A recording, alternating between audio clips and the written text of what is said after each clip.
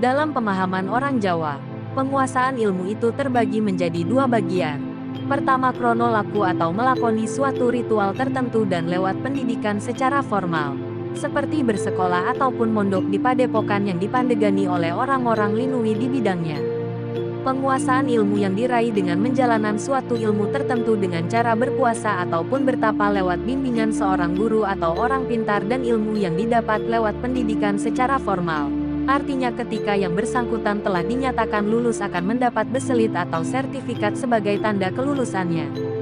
Selanjutnya dalam mangsu kawerus soal babagan suatu ilmu tertentu, pastinya ada hal-hal yang boleh dilakukan dan yang tidak. Dan jika ada pantangan yang dilanggar, diyakini ilmu yang nyaris dikuasai tersebut bias jadi bakal badar, muspra ataupun hilang tak berbekas. Itulah sebabnya banyak orang-orang yang gagal dalam melakoni untuk menguasai jenis ilmu tertentu. Tapi setelah ilmu tersebut dikuasai dengan baik, sang guru biasanya berpesan agar ilmu tersebut tak digunakan secara sembarangan. Dalam arti, semaunya sendiri atau dibuat untuk soal kebatilan. Tapi sebaliknya, harus digunakan untuk perbuatan baik, untuk saling menolong antar sesama. Penyalahgunaan suatu ilmu yang bukan pada tempatnya dipercaya akan menjadi senjata makan tuan.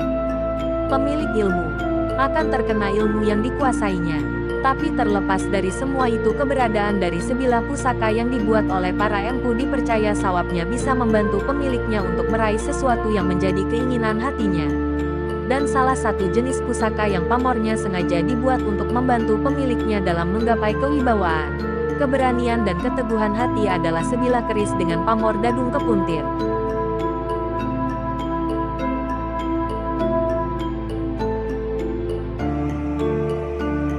Dalam jagat pertosanajian dikenal dengan berbagai jenis pamor dan pamor itu letaknya selalu menempel pada sekujur bilahnya.